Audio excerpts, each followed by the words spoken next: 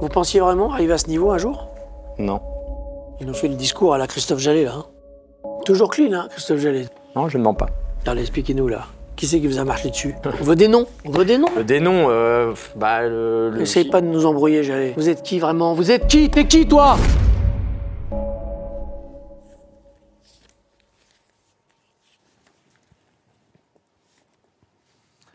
Ah, Monsieur Jallet, ça va? Impeccable. Vous allez bien? Plutôt pas mal. Est-ce qu'on vous a proposé un petit café? Non, mais ce serait pas de refus. Ouais, sucre, pas sucre? Sans sucre. Non? Non. Un petit coussin peut-être pour l'assise, non? Non, ça va. Ça va. Ça va? Ouais. C'est une blague, monsieur Jallet. Vous vous croyez où? Dans le bus Pullman du PSG, là? Mets les bas, s'il te plaît. Considérez-vous en garde à vue à partir de maintenant. Toutes les questions que je vais vous poser vont être analysées par la machine que notre ami est en train de vous installer. Je vous préviens, il n'a pas beaucoup d'humour. Je l'aurais pas dit. C'est bon, on est prêt. Bien, on va procéder à un test, histoire de vérifier que tout fonctionne. Vous êtes né le 31 octobre 83 à Cognac, c'est exact? Tout à fait. Vous mesurez 1m78, vous n'avez pas triché? Si, Bah non. 76. Ouais. 76? Pas les cheveux, mais... Ouais, bah c'est sûr. Vous prétendez être un ancien footballeur, donc qui aurait joué à Niort, à Lorient, à Paris, à Lyon, à Nice et à Amiens. Tout à fait. 16 sélections de l'équipe de France, Ça doit être ça. aucun but, bien sûr. Si, un petit. Ah, vous comptez comme un but un centre raté, vous? À partir du moment où ça passe la ligne, ça compte. Ouais, on verra si ça vous fait plaisir. Vous savez pourquoi vous êtes là? Monsieur le gendre idéal? Pas un mot de travers? Pas d'ennemis dans le foot? Hein? On a enquêté sur vous, monsieur Jallet. Vous êtes loin du personnage lisse que vous faites semblant d'être. C'est pas faux. Vous êtes suspecté d'usurpation d'identité, attentat au bon goût, usage de faux.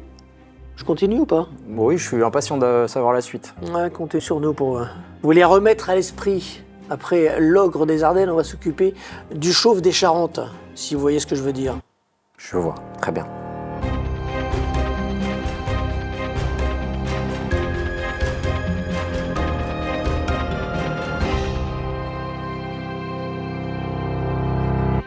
Alors, Christophe Jallet, footballeur professionnel à Niort, porté disparu depuis le mois de juillet 2009. On n'a plus jamais revu cette personne depuis.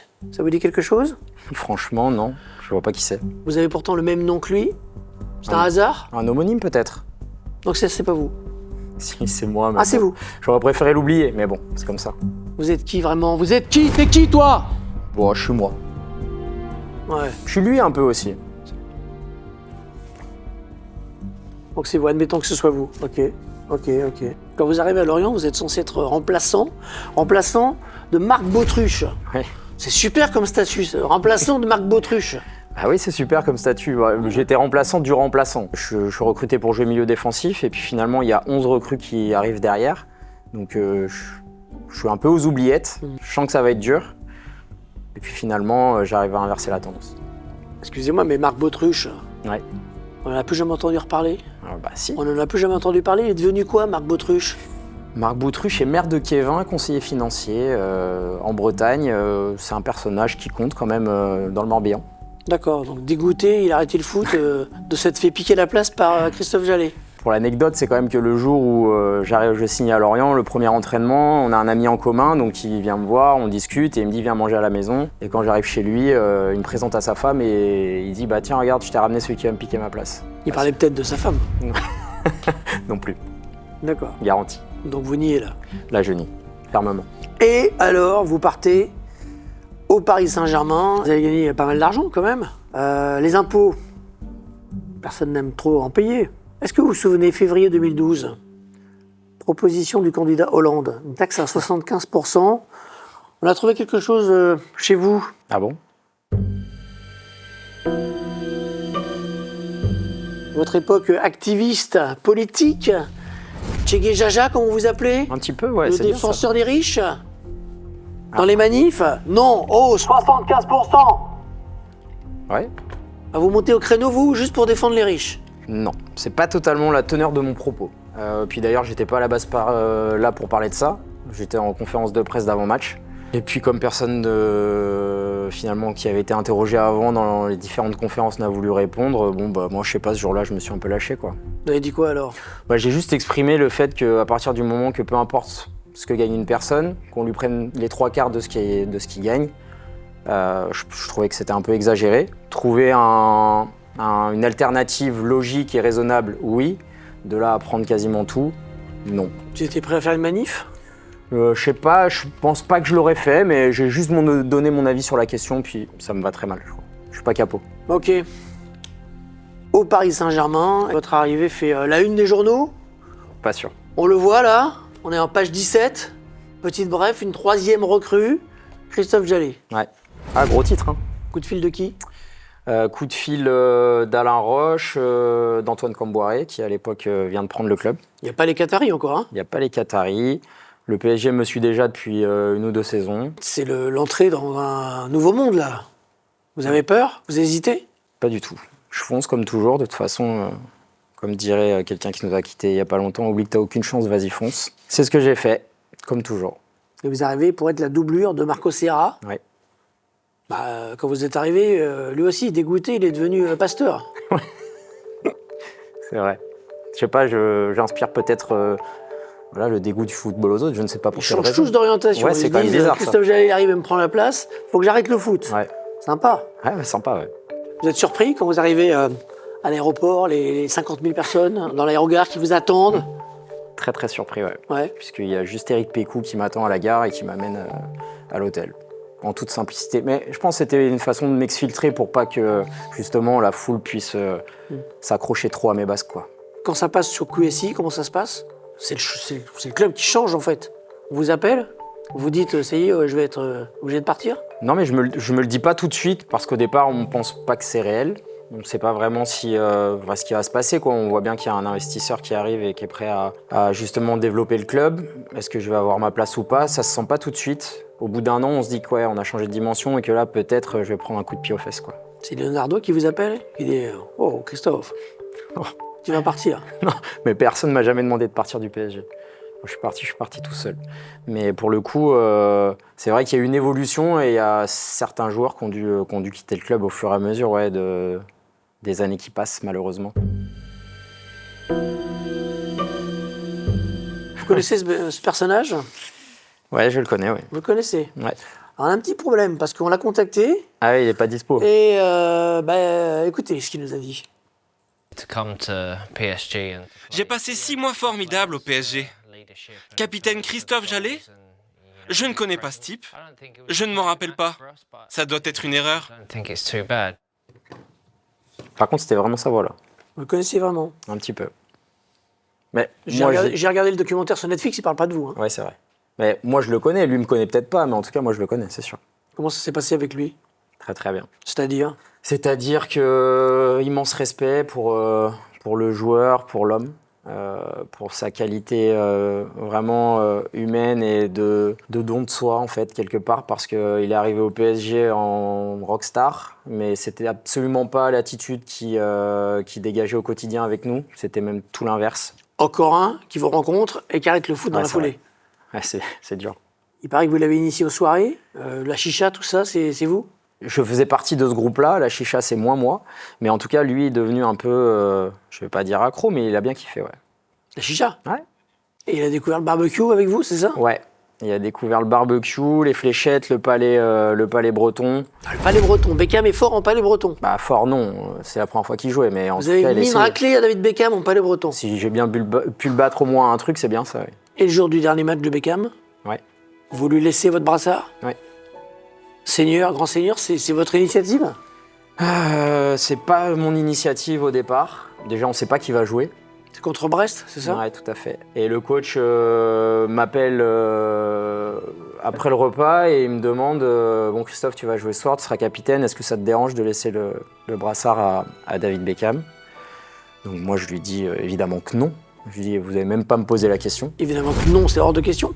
Non, évidemment que non, je ne refuse pas. Ah, d'accord. Et que j'accepte avec un immense plaisir de lui laisser le brassard. Voilà. Et il m'a dit ok, je l'accepte parce que tu le veux.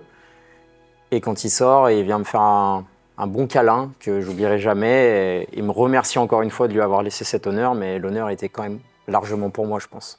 Il vous a remercié avec un petit cadeau, il paraît. Ouais, j'avais la chance d'avoir la chaussure droite de David Beckham dédicacée avec le petit drapeau anglais, le nom de ses enfants, un petit mot pour moi.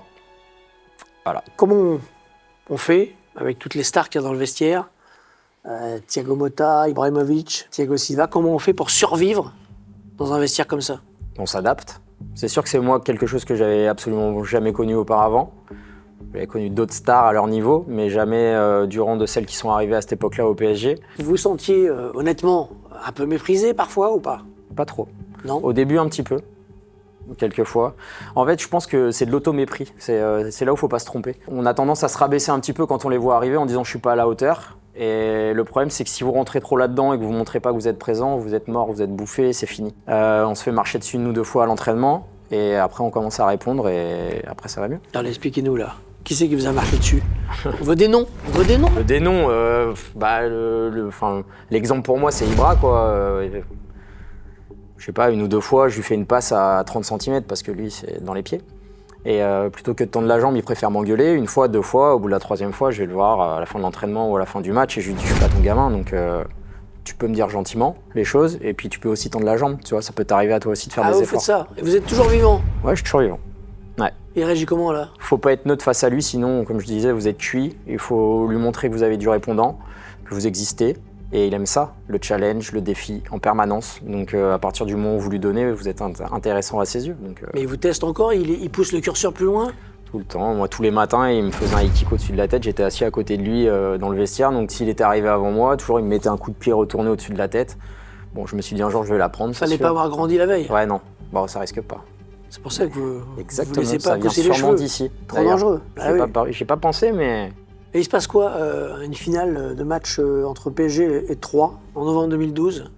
Que se passe-t-il donc? Zlatan qui insulte tout le vestiaire. Nicolas Douchet Ouais. qui veut se battre avec lui. C'est vrai que là, il méprise un peu tout le monde parce qu'il est en colère du fait qu'on soit vraiment pas très bon. Et il rentre à la mi-temps, il a quelques mots un peu durs envers l'ensemble du groupe.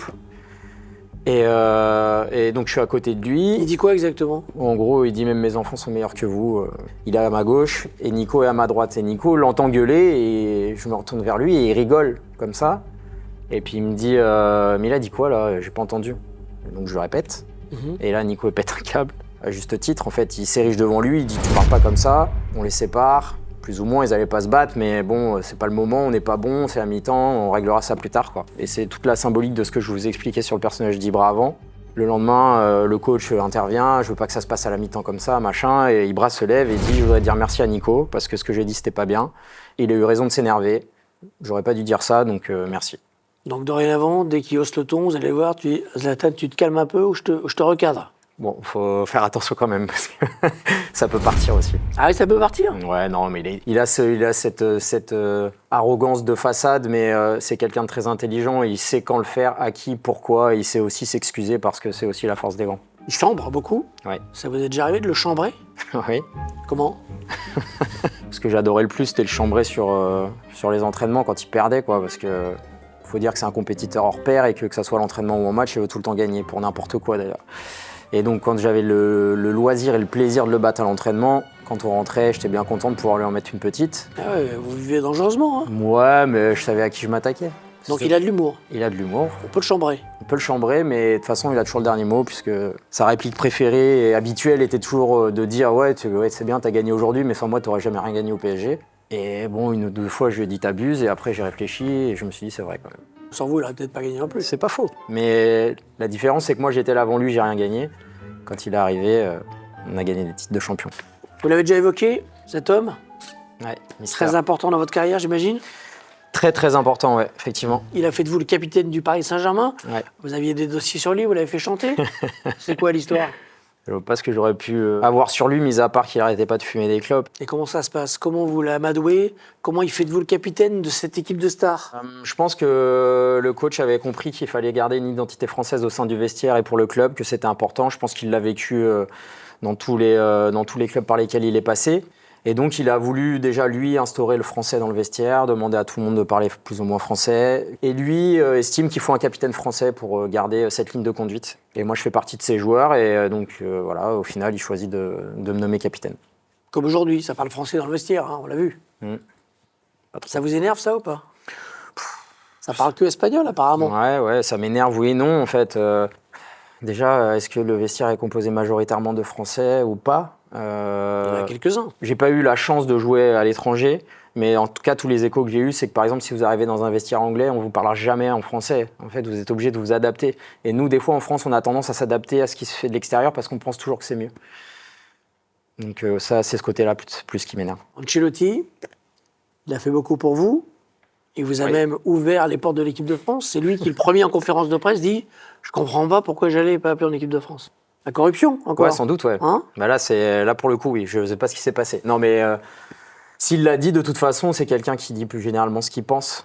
C'est qu'il a dû le penser à un moment donné au vu de mes performances du moment, sans doute. Ça n'a pas marché tout de suite, mais c'est vrai que c'est venu après. Je pense qu'il m'a mis un pied à l'étrier, c'est sûr.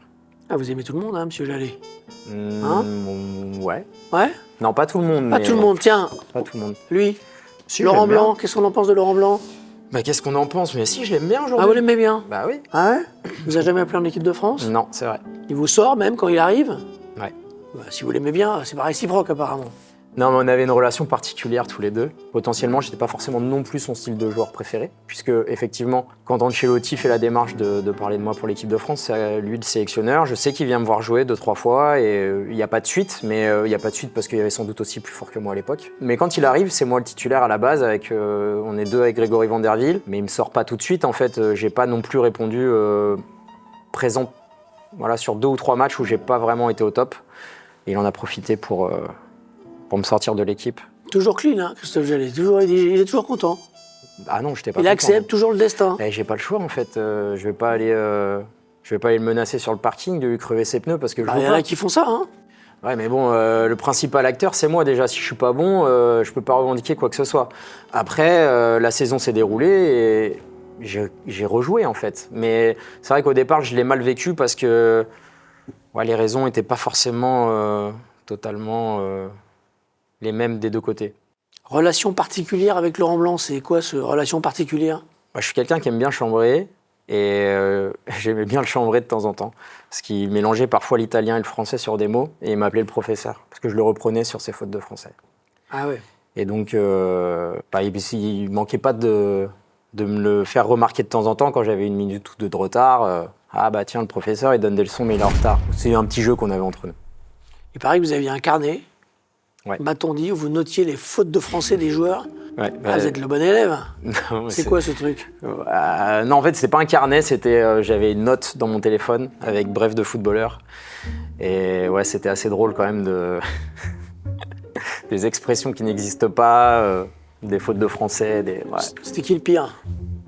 Il n'y a pas de pire. Un nom, deux noms. Va falloir lâcher quelque chose, monsieur Jallet. Mais je peux dire un truc, mais même moi, je peux m'inclure dedans, j'ai dû en faire. Je dirais peut-être... Monsieur Oula. Jallet, Oula. on va reprendre un peu les choses en main. Très bien. Alors ça, ça s'appelle un polygraphe, d'accord? Ouais. Le terme populaire, c'est détecteur de mensonges. Alors vous êtes peut-être brillant sur du vert, mais là vous êtes sur du rouge, c'est un écran. Aïe. Vous êtes que dans le rouge quasiment. C'est vrai? Vous avez le dossier, on sait que vous avez le dossier. Vous voulez pas faire votre balance, c'est ça? Si, je vais le faire, Bon, bah alors, Gratuitement. j'espère bien. Alors dites-nous, qui c'est qui faisait le plus de fautes? Je sais pas qui en faisait le plus, je peux vous en donner 1 ou 2 par exemple. Ah, vas-y, ouais. Un jour, Loris Arnaud dans le vestiaire du PSG parlait de Laure Manodou et dit Ouais, vous avez vu Laure Manodou, la piscineuse? Bon, D'accord, ouais. Il s'attaque à Loris Arnaud, que personne ne s'attaque pas. connaît. Ah bah bravo. pas du tout, bien sûr. Loris, c'était important quand je suis arrivé. Ouais, bien sûr, très important. Ouais. Bah, il y a un PSG avant Loris Arnaud et un PSG après Loris Arnaud. Oui, c'est sûr. Comme tout le monde, on est tous de passage. Mais bien sûr, bien sûr. Donc c'est tout ce que vous pouvez lâcher comme dossier. Oui, non, il y a Antoine Cambouret qui aimait bien dire attention, il est grand de la tête. Ah, c'est pas mal ça. Ouais, c'est pas mal. Ouais, c'était ce genre de petites anecdotes. D'accord, Voilà, là vous tranquille. notez, hop, vous notez sur un Ouais, carnet. je notais. Ouais. Je notais, puis de temps en temps, on faisait un petit débrief. C'était cool. Équipe de France, finalement vous allez y aller. Didier Deschamps qui vous sélectionne 2012. Mhm. Vous avez des affinités avec Giroud, avec Loris, avec Debuchy. C'est le club des fragiles là, non? Ah, c'est le club des... Ça s'appelait un peu le club des anciens. J'ai eu beaucoup d'affinités avec pas mal de joueurs de l'équipe de France, mais ouais, il y avait un noyau dur qui était très sympa. Quand vous arrivez en équipe de France, C'est autre chose que l'ambiance à Niort et à Lorient, j'imagine. Un petit peu. Ça vous surprend encore même par rapport au Paris Saint-Germain? Ouais, je suis dans mes petits souliers vraiment quand j'arrive en équipe de France. C'est pas encore le même schéma. Est-ce que je le mérite? Est-ce que je suis à ma place? Il y a toujours un petit complexe d'infériorité, non? Un petit peu, ouais, mais justement, j'aime bien l'avoir pour essayer de le combattre. C'est le biquet, là, le biquet qui remonte. Exactement, le biquet. C'est vrai. Premier entraînement, c'est comment? C'est très au-dessus de ce que vous avez connu? Ouais, un petit peu. Même si, avec le temps, le niveau du PSG sur mes dernières années se rapprochait vraiment du niveau de l'équipe de France au quotidien. Mais l'équipe de France, ça a une saveur particulière, c'est que c'est ponctuel, c'est une chance. Surtout, il y a un niveau d'exigence qui est au-dessus, en fait. Parce que là, la moindre erreur se paye cash, que ça soit à l'entraînement, en match. Et quelque part, moi, j'ai des choses beaucoup à prouver, et donc je dois être à 300% tout le temps. Première fois que vous rentrez, Ouais. avec le maillot bleu, c'est quoi? C'est quel moment? C'est France-Uruguay au Havre, Stade Océane. Vous êtes titulaire ou vous rentrez? Non, pas du tout. Je suis remplaçant. Le coach vient me voir avant le match en me disant bon, bah, c'est ta première. Mathieu, il fera que 45 minutes. Tu rentreras à la mi-temps. Et Mathieu se blesse au bout de 20 minutes. Mathieu Debuchy. Debuchy. Ouais. Et là, vous avez le palpitant qui monte. Vous pensez quoi à votre famille qui regarde, qui se dit ça y est, le petit, il est en bleu? Je sais même pas en fait. Ça s'est passé tellement vite. Vraiment, le seul truc que je retiens de ce premier match, c'est la Marseillaise, où vraiment je suis ému. Et je suis d'ailleurs très content de ne pas être titulaire à ce moment-là, parce que je ne sais pas comment je réagis derrière. Et la première titu? La première titu, bah, c'est contre la Biélorussie, je crois. Hein. Ah ouais. Mm. Ah bah on va ouvrir le dossier. Alors du coup, de ce fameux but,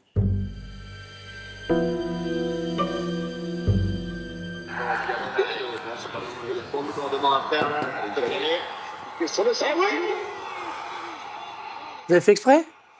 Ah non, mais je suis toujours dans mon syndrome de l'imposteur. Hein. Ça continue encore et toujours. Hein. Vous voulez faire un centre derrière le but? Non, je voulais faire un centre au sol, au deuxième poteau pour Karim Benzema, Ok. qui était hors jeu. Et c'est en haut. Et c'est en haut, Dans le but. Ouais, sous la barre. Ouais. Il est beau Centre ou tir. pas ce but? Ouais, il est magnifique. Mais il aurait été encore plus beau s'il y avait eu l'intention. Mais bon, pour moi, c'est comme si. La célébration, c'était quoi, une excuse? Bah, j'ai pas fait exprès. Bah attendez, Michael Jordan. Mais lui, il faisait exprès. C'était un clin d'œil parce que vous vous considérez l'égal de Michael Jordan à ce moment-là. Exact. Bien vu. Hein? Bah, dis donc. J'avais pas pensé encore. Bah nous, on y a pensé pour vous. Bravo. Vous voyez? Bah, j'ai presque le même numéro en plus. Clair. Bah regardez, c'est clair. Hey, Ouais, c'est vrai. Michael. Sauf que lui, c'est sûr qu'il faisait exprès. Je suis rentré chez moi le soir et je me suis dit, t'es vraiment né sous une bonne étoile, mon gars, quand même. Le petit gars de Cognac, il a marqué un but en équipe de France. Ouais, vraiment. C'est vrai que vous n'avez jamais acheté de maillot de l'équipe de France? Oui. Vous disiez que vous l'auriez que quand vous le donnerez, quand la sélection vous le donnerait? Ouais, c'est pour ça que c'est un peu contradictoire. Ce que je dis, c'est que petit, j'y pensais pas, mais en grandissant, je me disais toujours peut-être ça va arriver. C'est pareil, j'ai jamais voulu aller voir un concert au Stade de France avant d'y aller par mes propres moyens. J'ai refusé 2 fois, j'ai eu des places pour aller à des concerts et j'ai dit non, la première fois que je vais au Stade de France, ça sera pour y jouer. Et c'est arrivé. C'est pour ça que vous n'êtes jamais allé à l'Olympia, vous entendez, d'être sur la scène de l'Olympia pour y aller? Non, j'y suis allé par contre, parce que là, c'est sûr que j'irai jamais. Les Valbuena, Benzema, vous êtes au milieu de tout ça? Ouais, j'étais au milieu de tout ça, à double titre d'ailleurs, parce que je jouais avec Mathieu en club à cette époque-là aussi. Avec Valbuena. Ouais. Et alors? Et alors, c'est une période pas agréable du tout, que ce soit en sélection ou même en club pour Mathieu, parce que je l'ai côtoyé à ce moment-là. Karim, je le voyais plus du coup, donc beaucoup moins de rapports. Mais ouais, c'était pas évident de voir des gens souffrir et on savait pas vraiment ce qu'allait être l'issue de cette histoire et comment ça allait pouvoir bien tourner, aussi bien sportivement qu'humainement pour les deux. Donc ouais, c'est vraiment pas cool comme période. Fallait se positionner? Pas spécialement. Moi, on m'a pas demandé de le faire. Je sais qu'il y a dû avoir des consultations sur l'avancée des choses, même si de toute façon, quoi qu'il arrive, le décisionnaire, c'était soit le président, soit le sélectionneur. Mais je pense qu'il y a eu des avis de pris sur peut-être, en tout cas, l'atmosphère du groupe vis-à-vis de ça, parce qu'on arrivait à l'échéance de l'Euro 2016 en France aussi. 2016, l'Euro. Ouais. Frustration là par contre, vous êtes dans le groupe. Ouais, là, c'est une joie exceptionnelle. Je pense que la liste 2016, ça fait partie des grands moments de ma vie de footballeur, ouais. Quand vous l'apprenez, vous n'étiez pas sûr, vous le saviez avant ou pas? Pas du tout. Pas du tout. Ouais, parce que des fois, on peut se poser la question, quand il y a des reportages chez les gens, alors il y en a, ils n'ont pas de doute, hein, ils y sont, il n'y a pas de problème. Mais vous allez déchanter, parce que vous allez à l'Euro, mais vous jouez pas. Ouais, mais j'ai pas déchanté pour ça. Pourquoi vous allez déchanter alors? Bah, j'ai déchanté parce qu'on n'a pas gagné. C'est surtout ça qui m'a fait déchanter. Après, le fait de ne pas jouer, évidemment qu'on a envie d'être partie prenante de cet événement, on a envie d'apporter sa pierre à l'édifice. Moi, je l'ai apporté différemment, à ma façon, à ma manière, en étant le plus collectif possible, en étant un bon coéquipier, en étant un moteur à tous les matchs, tous les entraînements. Et la finale, perdue, face au Portugal. Il paraît que vous avez été exécrable après. Ouais. Belle info. J'étais une horreur pendant bien 3 semaines. À cause de la finale perdue. Ouais. Et il y était pour rien, votre famille. Non, je sais, mais en fait, c'est la frustration, l'échec de 2 mois de sacrifice. Parce que là, pour le coup, ça en était pour moi. Parce que je me suis sacrifié pour les autres. Là, pour le coup, c'était vraiment sacrifice de tous les instants, tous les jours. Comme j'ai pas eu la chance d'être acteur, en fait, ma récompense aurait été de l'avoir, ce titre. Et quand on en est privé en prolongation, après avoir autant donné sur le terrain pour ceux qui ont joué et en dehors pour les autres, bah c'est dur à avaler, ouais. Franchement, ouais. Un Christophe Jallet, sympathique avec tout le monde, qui accepte toutes les décisions de l'entraîneur, qui, lorsqu'un gars est meilleur que lui, il l'avoue, ça donne quoi quand il est exécrable avec sa famille? Pour une finale qu'il a même pas jouée. Ça donne un mec à qui on peut pas parler, qui fait la gueule tout le temps, qui est toujours énervé, qui est insupportable en fait. Franchement, à l'époque, ma femme m'a dit tu sais quoi, tu prends ta petite valise, pars avec ta fille, s'il te plaît, tu m'oublies parce que là je te supporte plus. Et va-t'en en fait, je peux plus te voir. Ça fait 2 mois que je te vois plus, mais ça en fait fait donc là, 12 ans maintenant. Et ouais, c'est dur. Faut avoir les nerfs solides, le cœur bien accroché et un sacré mental pour ceux qui partagent votre vie parce que de temps en temps, on n'est pas des cadeaux. Enfin, même 3/4 du temps. Le raisonnable que vous êtes n'arrive pas à se raisonner. Non, là, il n'y avait plus de raison. Là. En fait, j'ai tellement pleuré, je me suis tellement vidé, j'ai eu tellement de déception et de peine. Il a fallu quand même se reconstruire après ça et même physiquement, j'en ai souffert alors que j'ai pas joué. 1 mois plus tard, je suis out jusqu'à décembre, je me fais une discopathie inflammatoire au dos, mais c'était une blessure mentale en fait. Une dépression, là, dont vous nous parlez? Bon, non, pas une dépression, mais non, mais je pense que ouais, j'ai souffert physiquement de cet état de déception et pas dire que c'est une dépression parce que c'est pas le cas, mais en tout cas, c'est quelque chose qui m'a touché. Vous avez quitté l'équipe de France au moment où des petits jeunes arrivaient. Vous avez croisé ces gens-là? Karim Benzema, Ah oui, il était là avant moi. Kylian Mbappé, Ouais. Paul Pogba. Ça se passait comment avec ces autres stars françaises, celles-ci? Ça se passait plutôt très bien. Le premier que j'ai côtoyé des 3, c'est Karim. C'était un joueur pour moi qui était très talentueux et ce qui m'a vraiment surpris quand je suis arrivé en équipe de France, c'est cette faculté à prendre des coups et à ne jamais rien dire. C'est un joueur qui m'a toujours impressionné et qui a continué à le faire tout au long de sa carrière. Et lui, Kylian? Kylian, c'est différent. Là, j'étais plus en tonton papa quoi, quand il est arrivé. Puis là, c'est l'arrivée du phénomène. Quoi. Nous, on le voit débarquer. J'ai joué contre lui à Monaco. Donc, j'ai eu un bref aperçu. J'ai vu ses exploits à la télé. Et il débarque en équipe de France. Ça saute aux yeux, quoi. C'est incroyable cette fraîcheur qu'il a apportée quand il est arrivé, cette vivacité, cette intelligence de jeu. Je le trouvais vraiment déjà très mature dans son jeu quand il est arrivé. Et cette capacité à s'imposer aussi rapidement, c'était assez exceptionnel. Ouais. Et à quel moment ça change? C'est le papa devient... c'est lui le boss. Ah là, ça a changé très rapidement pour moi, puisque moi, je ne l'ai pas côtoyé très très longtemps. Mais moi, l'équipe de France s'est arrêtée en 2018, 3 mois avant que... Vraiment, il fasse son momentum maximum de sa jeune carrière à cette époque-là et j'aurais bien aimé être de la partie. J'ai une autre vidéo que je voudrais vous montrer. Vous allez nous dire si vous l'authentifiez. Je lui mettrais bien une cartouche.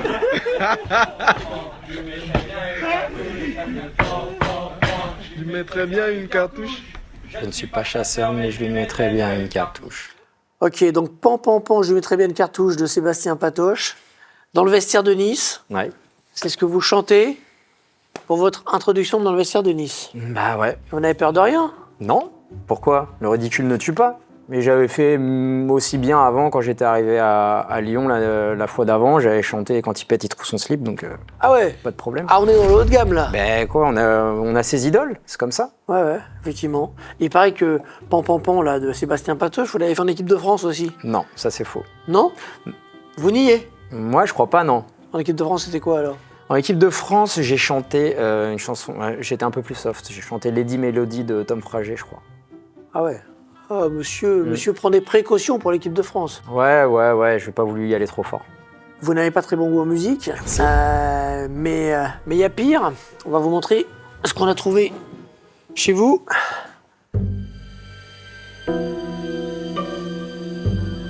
Alors. Vous reconnaissez le Panama, là? Absolument pas. On est sur un slip kangourou blanc, Oula, un pull, on appelle ça un porté pull. par vous en 2013, je Ok, précise. Ok. La chemise. Ah, la date de Lorient, celle-là. Ouais, c'est ça, ouais. Faites pas le malin. Non. Chaussures. Mhm. Ok. On est d'accord que on est sur de l'attentat au bon goût, là, non? Ah, franchement, si j'avais porté ça, oui. J'en ai peut-être eu beaucoup. On a trouvé ça De chez mauvais vous, goût. monsieur Jallet? Non, impossible. Velours côtelé, là? Oui. Non, je crois Velours pas. non. côtelé, ouais, exactement. Oui, crois vous l'avez pas. reconnu tout de suite, Par contre, il ressemble fortement à celui que portait mon grand-père, ça c'est vrai. justement. C'était un peu la question. J'ai des goûts de grand-père? Vous êtes hors temps. Non. Je suis hors temps, là? Voilà, Ça passe va. quand même. Canal vous a un petit peu remis dans le droit chemin. Ok, d'accord. Je vais vous montrer 2 photos d'arrivée en équipe de France. Jules Koundé, dans quelques mois. Ah oui. Christophe Jallet avec le catogan, avec le truc, là, on est d'accord sur c'est du trop grand. C'est quoi, c'est de la fashion, ça? Bon, ça va. Et là, en plus, j'ai sorti ma meilleure tenue. Hein. Ah bah, voyons. Ouais, j'étais dans le dur. Un cardigan, ça s'appelle. Mm. Pas un catogan, le catogan, Oui, catogan. c'est difficile pour vous. Merci. Mais le cardigan, vous y arrivez. C'est difficile pour tout le monde, mais vous y arrivez. Ah, c'est sûr qu'il y a un gap. Hein. Après, C'est clair. bon, voilà. Moi, si je mets ça, évidemment, déjà qu'on m'appelle le clown, à mon avis, ça va pas Ah, s'arranger. si vous avez envie de faire rire, effectivement, ça peut marcher. Peut-être que ça faisait rire à l'époque, ça aussi. Hein, je sais pas. Mais moi, je trouve que ça passe. Hein. Souvent, on se moquait de vous quand même, non? Alors, il y a une fois où je suis arrivé avec un t-shirt Carlos, avec marqué musique terroriste dessous. Effectivement, là, je me suis fait chambrer. Ça, c'est vrai. Mais là, non, je crois pas. On m'a dit quel style. En fait, votre problème, c'est que vous êtes normal. Oui. Et Bah, que c'est personne un n'est problème. normal dans un vestiaire. Mais C'est si, une faute professionnelle d'être habillé normal comme monsieur tout le monde. Je sais pas, mais si vous aviez vu David Beckham arriver à l'entraînement, vous auriez pu dire que c'était Monsieur Tout le Monde aussi. Ah Donc, finalement, c'est un bel exemple. D'accord, vous êtes inspiré par David Beckham pour vos tenues. Non, j'étais un. Ça saute pas aux yeux, je peux vous dire. La cravate. Ah, c'est sympa. Bah, elle est raccord avec la chemise, il y a un petit rappel de couleur quand même. Bah, voilà, il assume. Ah, j'assume. Il assume. Assumé. 2014, vous décidez de partir à Lyon. Oui. Pourquoi? Pourquoi à Lyon? Pourquoi à Lyon moins de temps de jeu à Paris, changement d'atmosphère au PSG quand même qui me correspond un petit peu moins. Évidemment, quand on quitte Paris, on se dit on est habitué à certaines choses, mais la perspective de retrouver du plaisir sur le terrain, ce que j'avais par moment perdu. Donc non, aucun regret, zéro. Il paraît que vous aimez bien jouer aux fléchettes, c'est Ouais. vrai? Qui c'est qui vous a appris à ça, à jouer à ça? Ouais, j'y joue depuis très longtemps, mais Ça vous dit de jouer avec nous? bah, pourquoi pas. Mais celles-là, elles sont un peu pourries quand même. Bah écoutez, on a trouvé ce Et qu'on puis c'est peut. dangereux quand même là. Non, vous inquiétez pas, allez-y. Non, je peux pas faire ce genre de choses quand même. Comment ça, vous pouvez pas faire? Ah non, mais de toute façon, ma casse, c'est le triple 20, c'est juste au-dessus de sa tête. Vous avez peur de lui faire mal? Bah quand même, c'est respectueux de faire quelque chose comme ça. C'est pas dans mes cordes. Ça s'est mal terminé entre lui et vous, non? Non, pas spécialement. eu Bon, un c'était petit un peu problème, tendu. Un petit problème d'oseille? Non, Non? non. Vous êtes parti tranquille. Non, on est parti un peu en désaccord. Un peu en désaccord. C'était rien. En fait, je suis parti de Lyon parce que pareil, Aïe! même principe qu'avec le PSG, un peu moins de temps de jeu. Il y a Kenny Tété qui arrive de l'Ajax. Je me dis que je vais avoir moins de temps de jeu et donc on essaie de trouver une solution. Lui, il me dit t'es international, je te laisse pas Il partir. ne le fera pas. Non, ah, si, je peux faire le triple 20 si vous voulez. Allez-y. Ah non, c'est double 18, pas mal quand même. Ouais. Ouais, pas terrible. Donc expliquez-nous ça. La sortie. La sortie se fait que lui il me dit t'es international français, je peux pas te laisser partir comme ça, tu comprends. Je suis président, je lui dis ça fait 3 ans que je suis ici, je pense que j'ai jamais triché avec le club. Aujourd'hui je sens que vous allez me faire un peu moins confiance, donc bah j'aimerais partir. Moi j'ai un objectif, c'est faire la Coupe du Monde 2018, il faut que je joue l'Europe. Si je joue pas à Lyon, il faut que je joue ailleurs. Toujours très raisonnable, hein, Christophe Jallet. Bah non, honnête. Et là, il vous dit quoi? Il dit ok, pas de problème, on va s'arranger, pas de soucis. Il s'est arrangé ou pas? Souci, finalement. Un petit peu. Ah, c'est quoi les soucis? Non, on a trouvé un terrain d'entente. Après, moi, donc, je lui expose mon projet niçois. Quelques accroches entre les deux présidents parce qu'ils n'arrivent pas à se mettre d'accord. Finalement, le président Aulas cherche quand même à gratter un truc. Il me dit, mais t'inquiète, j'essaye, mais si j'y arrive pas, j'irai pas plus loin. Puis ça traîne. À un moment donné, moi, je lui dis, bon, président, il faut qu'on trouve une solution. Donc je le chope à la sortie de la présentation de Marcelo, je crois, à l'époque. Quand vous dites je le chope, vous le prenez, vous le mettez sur le porte-manteau, c'est ça? Non, c'est parce qu'il était assez insaisissable à cette époque-là, c'était l'été, donc il était un peu en vacances, un peu au club, un peu en vacances, un peu au club. Ouais, donc il n'avait pas trop le temps. Et donc j'en profite, je lui laisse pas trop le choix, même s'il l'a toujours. Hein. Mais à la sortie de la conférence de presse de présentation de Marcelo, on se rejoint dans un bureau et on trouve une solution d'entente. Une solution d'entente, vous l'entendez? Ouais. Trouver une solution d'entente. Ok, et vous partez à Nice? Ouais. Nice, et après Amiens, votre peau ne supporte pas le soleil, vous ouais. dites je vais repartir à Amiens, c'est ça le truc? Ouais, c'est ça un peu. Ouais. Ouais. Ouais, j'ai le teint blafard, donc j'étais bien là-bas. Pour finir votre Tour de France. Exactement, beau Tour de France. À Nice, fréquentez cet homme. Ouais. Encore un drôle de coco, non? Il y en a toujours un qui traîne par-ci par-là. Comment ça se passe avec lui? Ça se passe, hein. Balotelli. Un talent un peu gâché, quoi, parce que capacité hors du commun, mais un peu gâché par un caractère parfois néfaste pour lui-même et pour les autres. Quand vous lui parlez, quand Christophe Jallet, qui a joué au PSG, qui a joué à Lyon, lui parle, Balotelli, il fait quoi? Il se marre? Ouais. Non, il écoute toujours, mais il en fait qu'à sa tête. Vraiment, vous voulez, le seul capable de le raisonner à cette époque-là, c'était Dante. C'était le seul, je pense, pour qui il avait un profond respect. Capitaine emblématique, Ouais, brésilien, toujours ancien. présent. Lui, il l'écoutait un peu. Quand le coach n'arrivait pas à raisonner Mario, il appelait Dante et lui demandait d'aller le calmer. Il est aussi fou qu'on dit. Ouais, vraiment. Vraiment, c'est un personnage à part. Capable du meilleur comme du pire, capable d'être à 300% et d'arriver 2 jours en retard. En fait, il est insaisissable, quoi. Mais c'est vrai que... quel gâchis, bon sang. C'est malheureux. Hein. J'aurais bien voulu avoir 10% de son talent, moi. S'il avait pu me le donner, j'en aurais fait autre chose, je pense.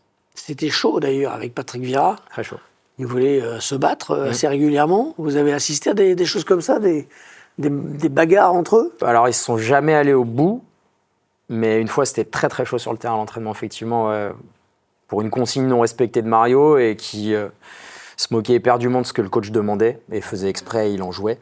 En plus, ils ont été partenaires, puis coach-entraîneur. Bon, ils avaient une relation singulière.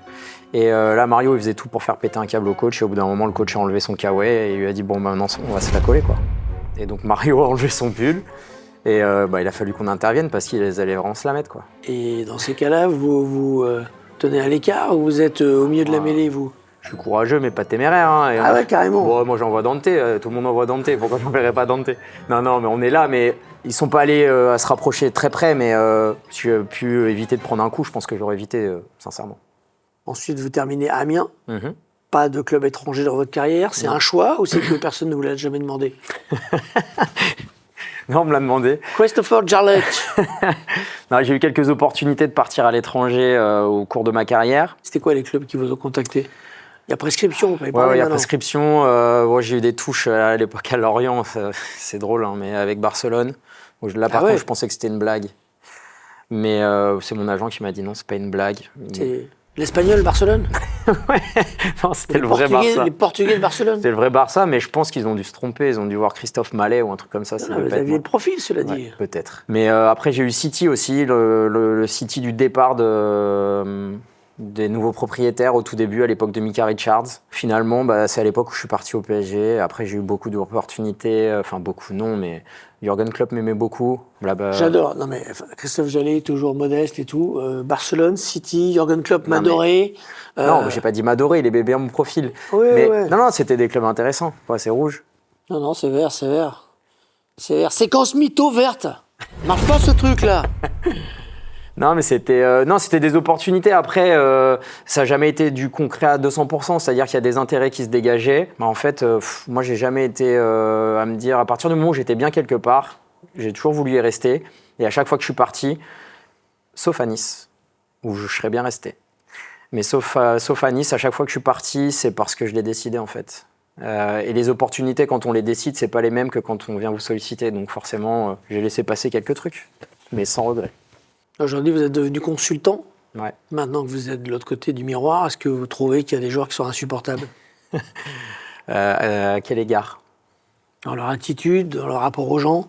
Est-ce qu'il y a des choses qui vous sautent aux yeux alors que vous ne les voyiez pas quand vous étiez dans le milieu? Je les voyais déjà quand j'étais dans le milieu. Par exemple?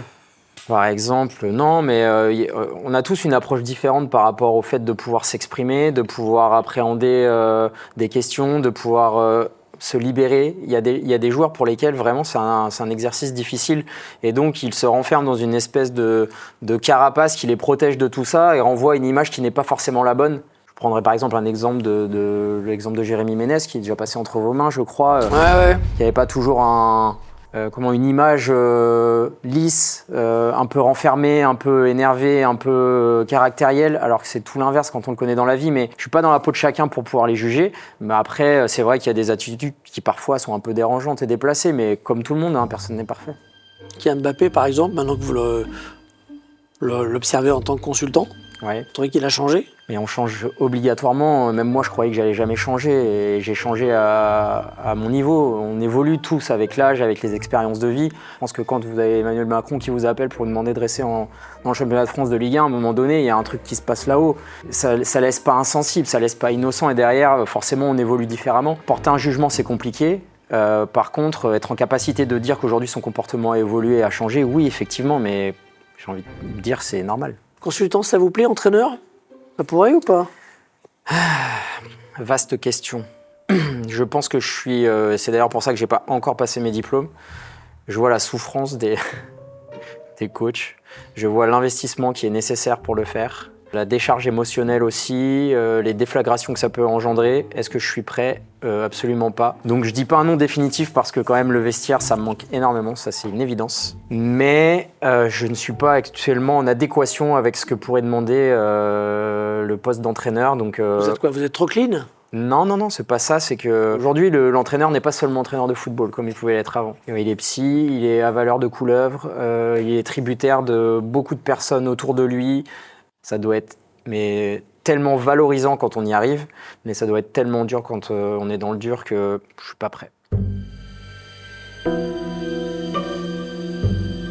C'est sûr qu'entraîneur, on a moins de temps libre. Hein. Et le temps libre, c'est important pour vous. Vous aimez bien faire un peu de tourisme? Ça vous dit quelque chose, cette ville? Oui, ça me dit quelque chose. Alors, on a fait quelques clichés là, qui nous ont été adressés. Voilà, on va un petit peu zoomer là. Vous voyez? Ouais, je vois très bien. C'est qui là? Oh, c'est pas moi. Ah si, c'est moi là. Ah ouais, c'est oui, vous. c'est moi. Ah ouais. C'est quoi cette petite virée Amsterdam? J'y suis allé 2 fois dans ma vie. Ah, 2 fois. J'y suis allé aussi pour jouer, mais là, pas de temps libre. Non, Donc bien sûr. celle-là, je les compte pas. D'accord. Mais j'y suis allé 2 fois, ouais. Là, vous êtes dans le district rouge? Ouais, tout à fait. Ah ouais, le centre-ville. Il n'y a pas beaucoup de musées là quand même. Hein. Les musées auxquels on pourrait s'attendre quand on est amateur d'art, Ouais, c'est un certain type d'art. c'est-à-dire, vous pouvez nous expliquer? Alors cette photo, je sais d'où elle vient et je sais qui l'a pris.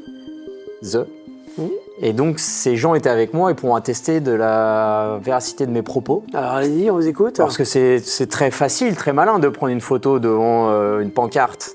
Mais c'était un après-match et ce qui s'est passé cette soirée-là, c'est juste qu'on a été boire des coups entre amis et collègues de travail. Vous n'êtes pas allé dans un salon?